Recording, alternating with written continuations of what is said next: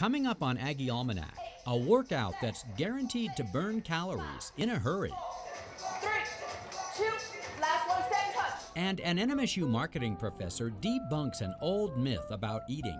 If you're cleaning your plate, I mean, you're setting yourself up for disaster in terms of your health.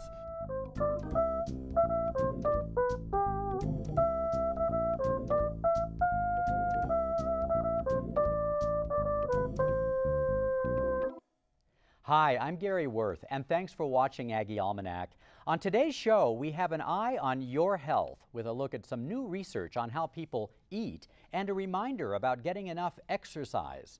Well, we start with the latter. NMSU is getting serious about encouraging people to work out. The university's fitness and wellness program is growing by leaps and bounds, attracting more people than ever into a healthy lifestyle. 8, 7, 6, 5, 4, 3, 2, last one, double punch. Hilda Perez seems to have endless energy. Bend with those legs, bend with the legs. 8, 7, 6, 5, 4, 3, 2, last one, stand touch. She's an NMSU graduate student, 8, 7, 6, 5. but she's also got a new job as an aerobics instructor in NMSU's fitness and wellness program. Big motions.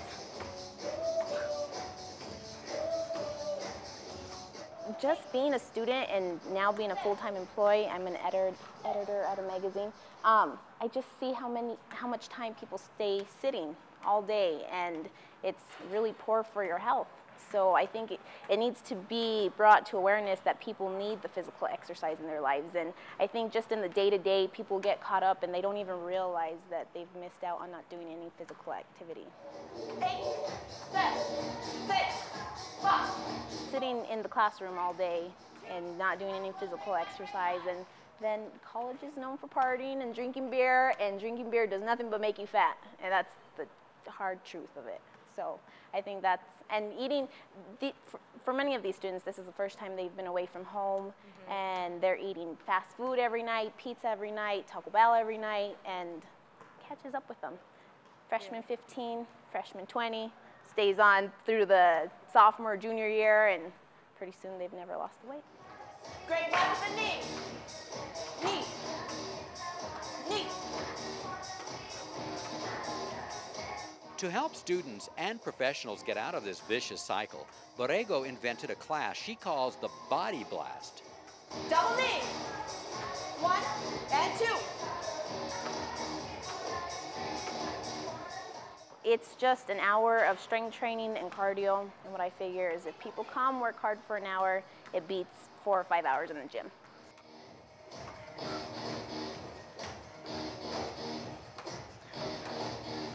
Great bud with the kick.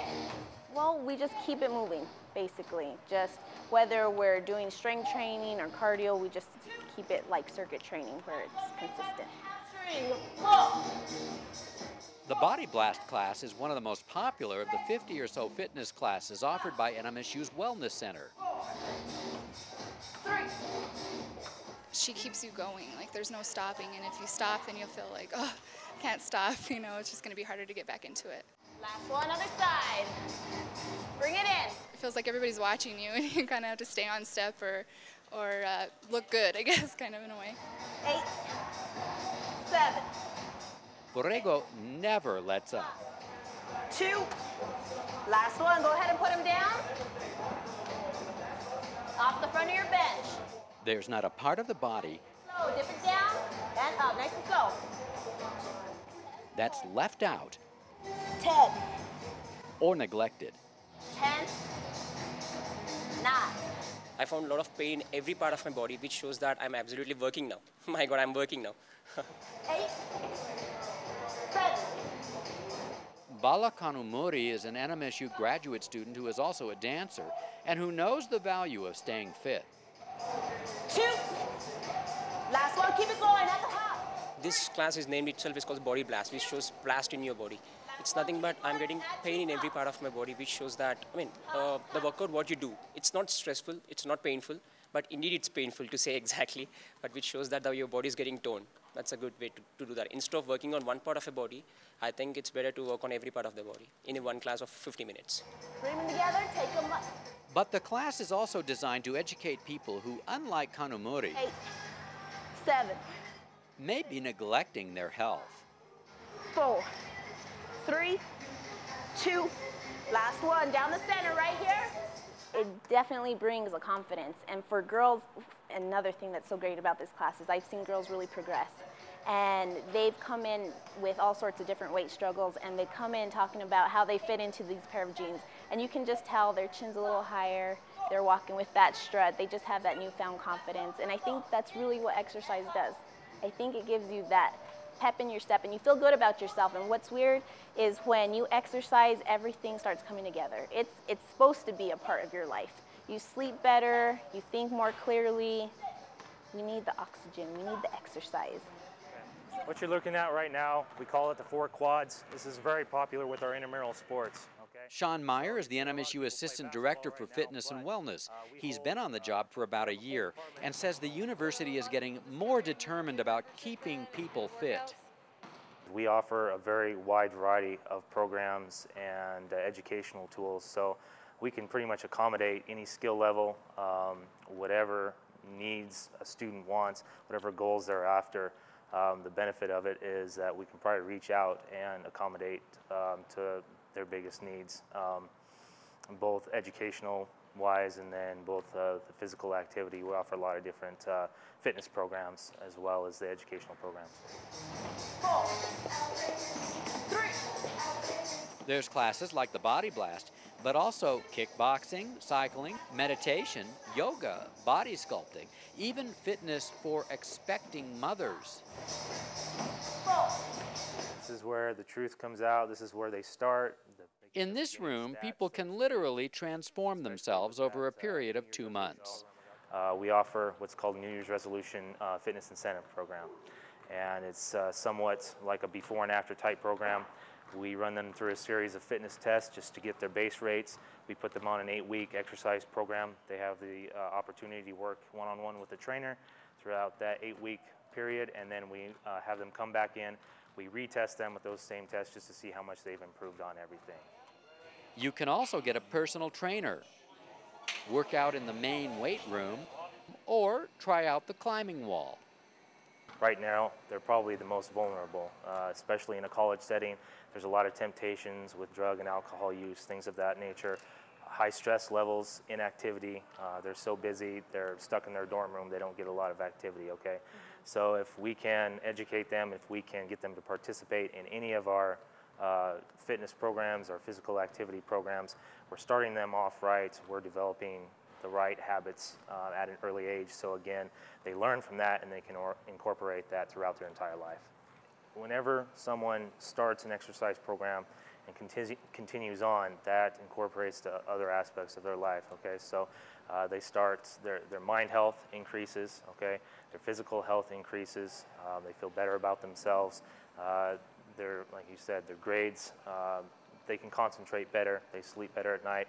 When they're engaging in an exercise program, the temptations within a college setting, they might steer clear of those more because they know they're exercising and they don't want those adaptations that they've earned and just gone through over their exercise program. They don't want to waste those adaptations.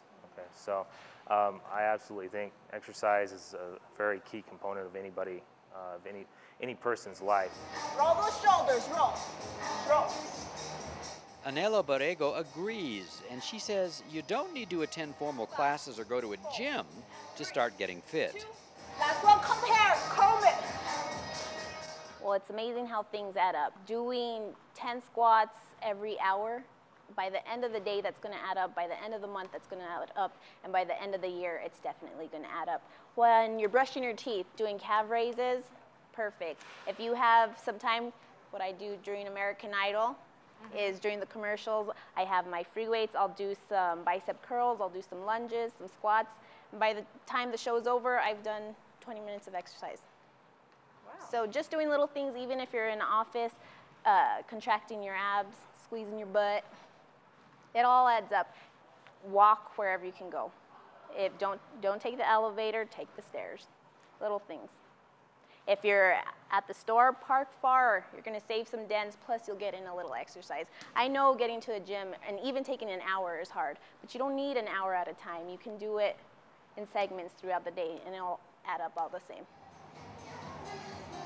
Bring it up into a push-up.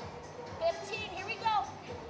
She suggests you find a friend to keep you motivated and remind yourself to put time aside for exercise. But what are some things we can do throughout the day to, I guess, just stay in shape? Well, find a buddy. That's a perfect first step. Find someone that's motivated and just continue to motivate each other. I'm sure you have a coworker that's feeling in the exact same position that you are. So you just find them and you buddy up. Take a walk after work. Take a walk during your lunch break. But having a friend, whether it's in a class or just on a 2-on-2 basis, 1-on-1, whatever, just having someone there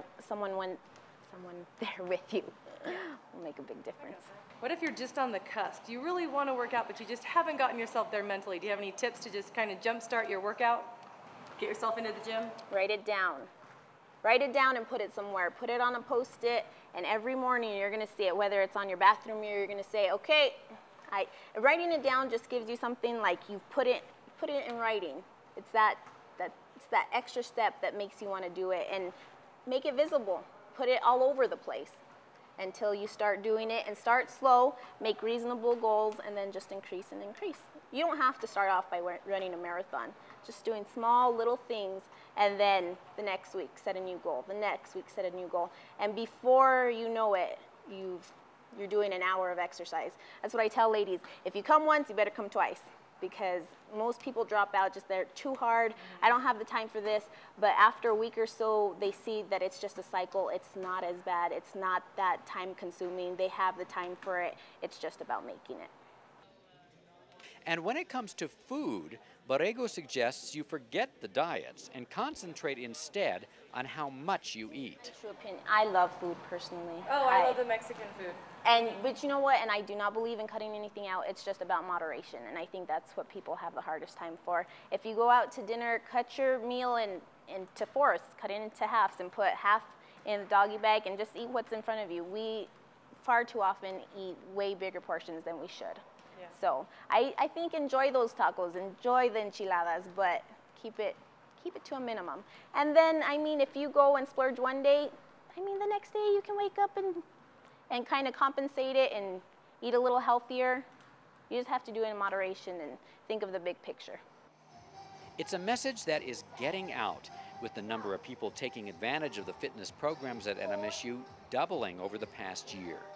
I've been active as long as I can remember, and it just, overall, it just makes you feel better, okay? One of the things, not only does it improve overall well-being, the way you feel about yourself, but we try and incorporate programs that generate education so that you're incorporating into your lifestyle. It's a lifestyle process. It's not just a quote-unquote program. You're not engaging in a regimen, so to speak. You're learning things, you're incorporating those things into your daily life, and so you can take those and make it a habit into your lifestyle. 3, 2, last one, take it out a little bit. NMSU's fitness and wellness program operates on a bare-bones budget. Students and staff are charged moderate fees to keep the program going and to keep it accessible, especially to those who cannot afford a gym. We'll be right back. We found that the more that parents tried to control their kids when it came to food, the worse off they were. And in this context, it was in cleaning their plate. If you're cleaning your plate, I mean, you're setting yourself up for disaster in terms of your health. Welcome back. You probably recall your parents telling you to clean your plate at dinner time. Well, it turns out that may not be very good advice. The conclusion is the result of research done by Collin Payne, a marketing professor at NMSU. His work, done in conjunction with another researcher at Cornell University, was recently published in the Archives of Pediatrics and Adolescent Medicine. The research shows that while cleaning your plate might have been a good idea during World War II when there was food rationing, today it's a formula for obesity. Well, Dr. Payne is with us now in our studio to talk more about this fascinating research, and thanks for joining us on Aggie Almanac. Appreciate your time coming in. Gary. Why does somebody in marketing end up doing research on what we eat? So a subsegment of marketing is consumer behavior. And within consumer behavior, there's a subsegment that deals specifically with eating behaviors, consumption. You know, how exactly do consumers go about choosing the foods that they do, and what influences them concerning how much they eat and so forth. So how did you end up getting involved in this particular research about cleaning your plate? Right, well, we try to understand better exactly why people eat as much as they do, considering the rise of obesity in America, and specifically with children, because now what's happening is, for the first time in history, children are outliving their parents. And so we wanted to find out, even at young ages, what is going on with them that lead them to eat more than we would hope they would. Now, you said children are outliving their parents? Right. Meaning they're living longer. Exactly. Okay.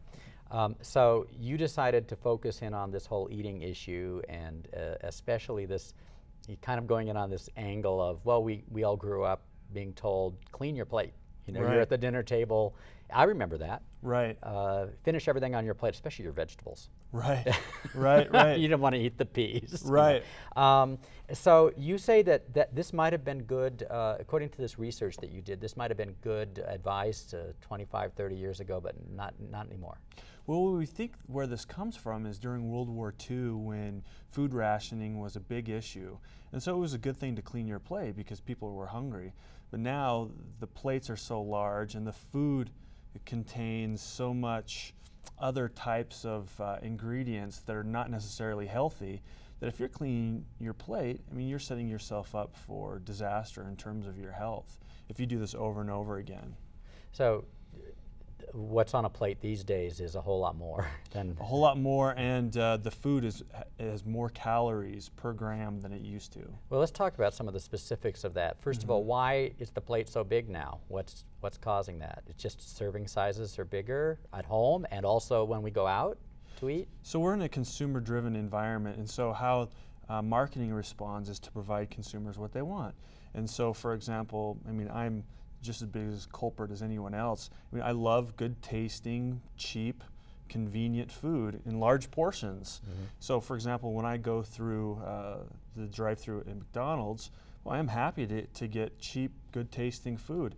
And along with that, portions have just started getting bigger and bigger because production of processed foods has become very, very cheap, and we can get a lot of it. And people are more satisfied with food, a lot of food, that is good tasting, and that's exactly what the market has provided us. Now, I do know, not just McDonald's, you go to a more expensive restaurant and you order something. I sometimes wish they had half portions that you could order, because honestly, I find that sometimes these plates that they bring you are just massive. Much more than I can finish. Right, and even if you split a meal at a restaurant with a friend or a spouse, for example, I mean, that half portion is still more calories than the suggested serving sizes are for each one of us. And so even now, even if you're splitting the meal, it's still tremendously more calories than what is suggested. So if we'd gone into a restaurant 25 years ago, it wouldn't have been like this. No. I don't remember that, but... no, it wouldn't have. In fact, if you take a look at even the plates inside of our homes now, they're much larger than they were during World War II and even up until the 60s. And we see over and over again that if you have large bowls and large plates, you're going to fill those large bowls and large plates simply because if you have, say, for example, an 8-ounce steak, okay, on a small plate, it's going to look like it's full. But if it's on a large plate, it looks like you're going to have hardly anything. So you want to fill it so you have what is assumed to be an appropriate amount of food. So basically, these dishes and plates are suggesting to us how much is appropriate to eat. Now, I didn't realize the plates had actually gotten larger, but that's a fact? Yeah, it is. When we go buy these dishes, they're actually bigger. Right. So perhaps as one result of your study might be for people who are watching to say, maybe I better take a look at my dishes.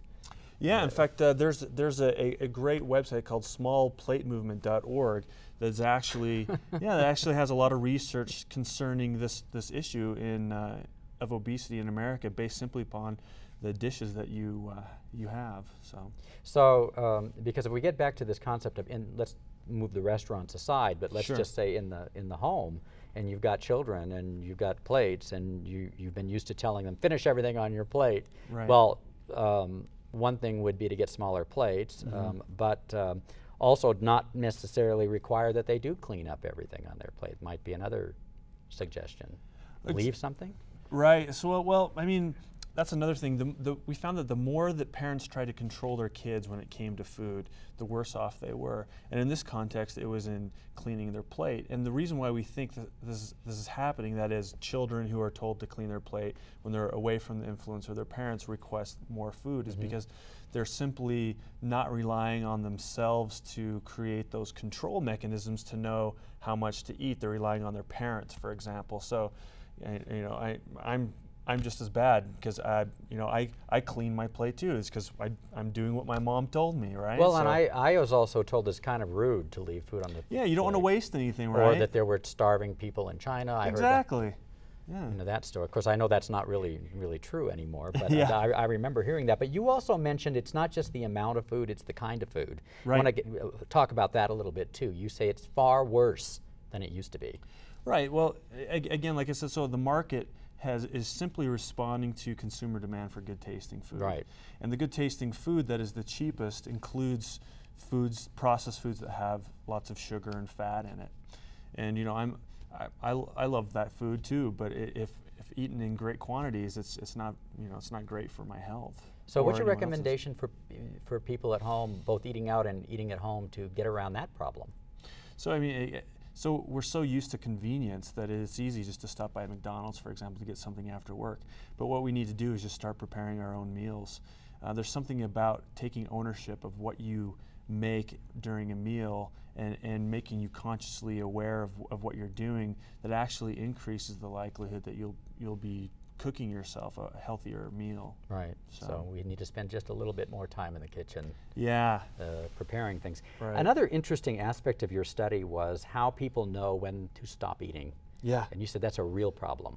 It is. So I think you're referring to a study we did with I think it was 120 Chicagoans and 120 Parisians, and we asked both groups when they knew when they thought it was appropriate to stop eating. And for the Parisians, they said, oh, you know, when I felt full, or when the food no longer tasted good, or if I wanted to leave room for dessert. But for Americans, they said, well, I stop eating when my TV show is over, or my bowl is empty, or when my glass is empty. I mean, so I think we have just a different way of going about how we know when to stop eating. Yeah, so what's your recommendation for us in that area? Turn off the TV when you're eating, it's right? hard to do. Right, I mean, we're distracted. Pretty soon, you know, the bag of chips are gone, right? So, and if you can have portion snacks too, I mean, because eating snacks isn't bad if you don't do it all the time, but if you eat from the bag, for example, if you have this large bag, it suggests eat all of me, right? So it's better if you have pre-portioned bags of snacks. So if you're eating right now, put that bag of chips away, is the advice you want to tell anybody that's watching. Of course, we know our viewers don't eat while they're watching television. You blame a lot of this obesity problem, the result of all these portion sizes and so forth, on marketing, medicine, and psychology. Can you tell me what you mean by that? Why are they to blame? So I don't think actually marketing, I think all of these play a part. I don't know if they're necessary to blame. So for example, marketing, all of us know that advertising, for example, is not simply geared towards informing us. They're obviously there to persuade us.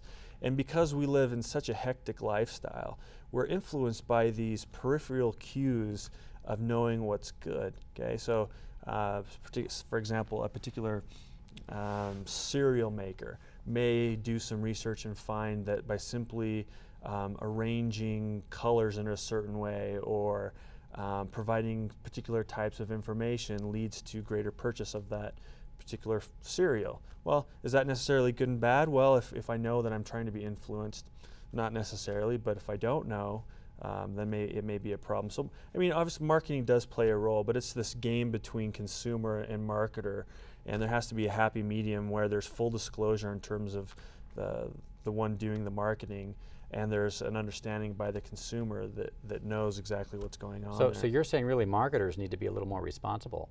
Well, I mean, I would say so. I mean, I think there are some very responsible marketers out there, and I think for the most part they do a good job. But then again, like I said before, though, I mean, we are so caught up in our own lives, we are barely paying attention to what's going on in our mouths, or what we're putting into our mouths. So. Very true. Well, we're out of time, and I thank you for telling us a little bit about your research regarding diet with obesity, the problem that it is right now. Yeah. Very important information for all of us. Thank you so much, Thank you, Dr. Gary. Payne. Well, time now for our amazing Aggie of the Week, when we honor someone on campus involved in something we think is extra special.